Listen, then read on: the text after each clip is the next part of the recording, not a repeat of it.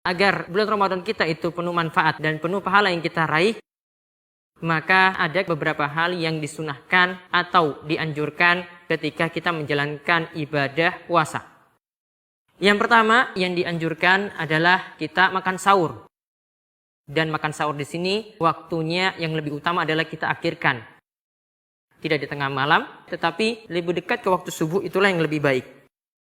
Ya, sebagaimana ada hadis dari Anas Zaid bin Thabit yang pernah makan sahur bersama Nabi SAW. Ketika itu Anas mengatakan kepada Zaid, berapa lama waktu Nabi SAW itu makan sahur dengan waktunya azan, waktu sholat.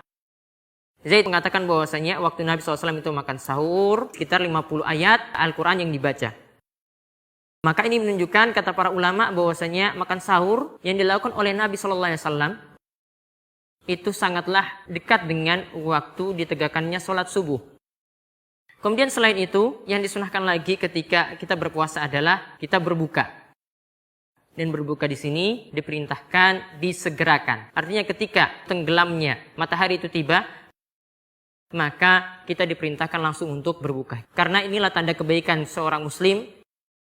Sebagaimana kata Nabi SAW, manusia itu akan senantiasa berada dalam kebaikan selama mereka menyegerakan waktu berbuka puasa. Dan yang dianjurkan lagi selanjutnya adalah ketika berbuka, makan rutop yang pertama, lalu tamar. Kalau tidak ada, maka kita ganti dengan air. Rutop di sini maksudnya adalah kurma basah dan tamar kurma kering. Kemudian yang dianjurkan lagi selanjutnya, ketika berbuka kita berdoa kepada Allah Subhanahu wa taala. Bahkan kata Nabi SAW, di antara waktu terkabulnya doa adalah ketika seorang itu berpuasa saat dia itu berbuka. Yang dianjurkan lagi adalah ketika kita berpuasa, beri makan berbuka puasa. Nabi SAW itu pernah bersabda, barang siapa yang memberi makan orang yang berbuka puasa, maka dia mendapatkan pahala seperti orang yang berpuasa, tanpa mengurangi pahala orang yang berpuasa itu pun sedikit pun juga. Kemudian dianjurkan lagi ketika kita berpuasa adalah kita banyak melakukan amalan kebaikan. Di antara yang dikatakan oleh Ibnu Qayyim, kita memperbanyak sedekah, zikir, membaca Al-Quran, dan ibadah-ibadah sunnah yang lainnya. Karena Nabi SAW ketika bulan Ramadan, beliau sering mengatakan Al-Quran. Dan yang terakhir, hendaklah kita meninggalkan kata-kata kotor, hal yang sia-sia, juga meninggalkan maksiat.